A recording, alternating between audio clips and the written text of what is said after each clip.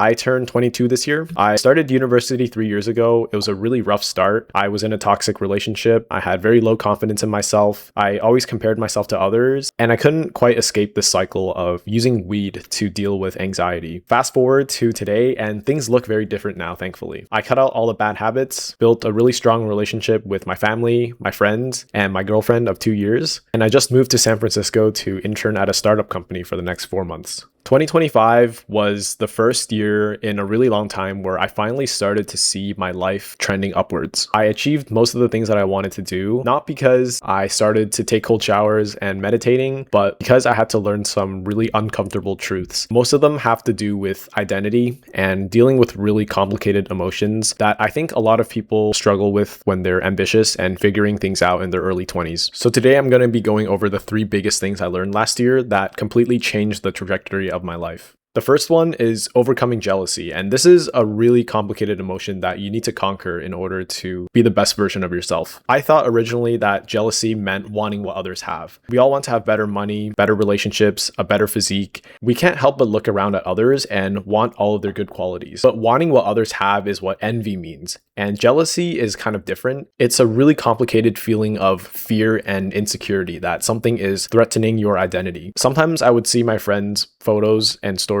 on their Instagram or maybe their job updates on LinkedIn. If it's something very impressive, then I can't help but have this really unsettling feeling. I realized that that feeling isn't simply just wanting to swap lives with them or wanting something that they have. It's more like a feeling that comes from the ego telling me that I'm not doing enough and I'm falling behind if I'm not more like other people. Jealousy makes me feel that I'm being surpassed in some sort of invisible competition. So the root cause of this feeling isn't really just wanting particular qualities. It really just has to do with your ego, and your ego is going to protect you a lot of the times. It's going to push you to try to prove things about yourself. But for me, I just couldn't get over that feeling of comparing my weaknesses and the goals I haven't achieved yet to everyone else's highlights and achievements. I became worried that people are always watching and judging me. It created a lot of inner conflicts that I couldn't really quite pinpoint or explain. I'm not saying that over the last year I just stopped being jealous and stopped being insecure, but what started to really work for me in this last year was creating evidence for myself that I am a capable person and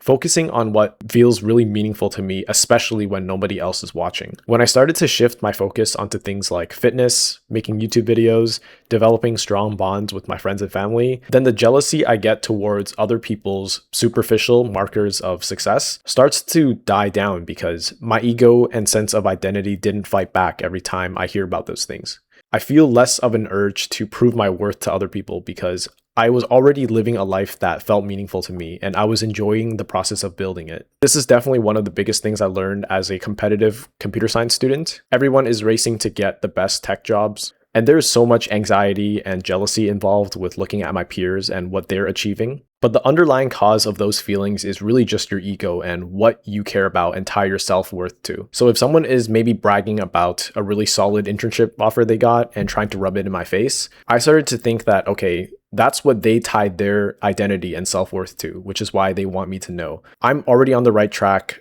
I'm building a life that I'm proud of. I have things outside of just software engineering jobs that I care a lot about. So there really isn't any reason for me to be jealous. Which brings us to the second point, which is to never outsource your confidence. In 2025, I learned that I was basically lied to for my whole life. I grew up with my parents, my teachers, and my friends always telling me that I'm a very smart student. I'm a quick learner. And they're not doing anything wrong. They're being very supportive. I got the grades and the results to back myself up. But before I even knew it, the praise and approval that I was used to getting started to really change me. Because I thought that I should only have confidence if other people are watching me and giving me approval. Not because I actually had the inner confidence and belief in myself. I started to really realize this in the first 2 years of the computer science program at the University of Waterloo. I got humbled really quickly because half the people in my classes were smarter than me. The tech job market was on a really steep decline. I didn't get the results that I wanted to as fast as possible, mainly working at a big tech company that everyone knows the name of or going to the Bay Area.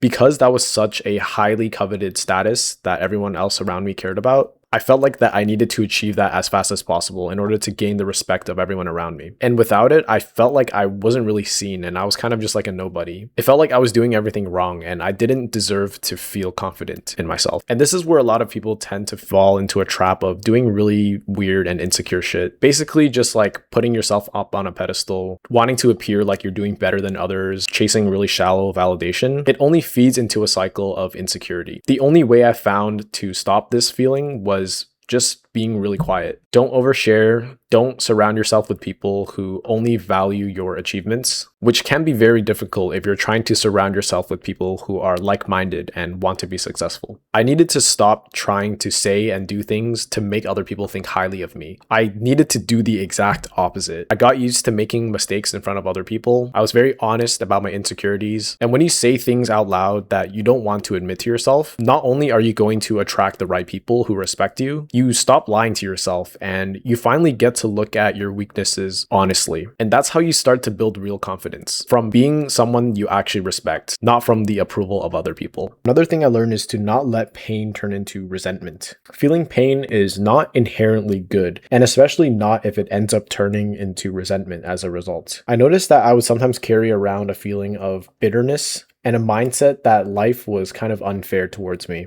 I suspect that these feelings show up as a coping mechanism for struggle. It would show up when I was under academic or career pressures, but I felt the most resentment ever in my life when I first started university, specifically my relationship towards money, because my dad passed away a year before I started university, and my mom wasn't working at the time, so it was not an ideal situation for me to move away from home and start building up more expenses. I remember not only being very stressed about finances and my family situation, but I couldn't help but have this really strong resentment towards other people who didn't have to worry about money at such a young age. And of course, other families who had both a mom and a dad. I had a sense of entitlement. I thought that because I was going through something so tragic, it meant that life owed me something back. And that mindset started to project into other aspects of my life. If I see someone succeed or get really good at what they're doing, then I start to think, oh, maybe they just got lucky, which is literally just resentment in disguise because I'm gaslighting myself into thinking that life is unfair.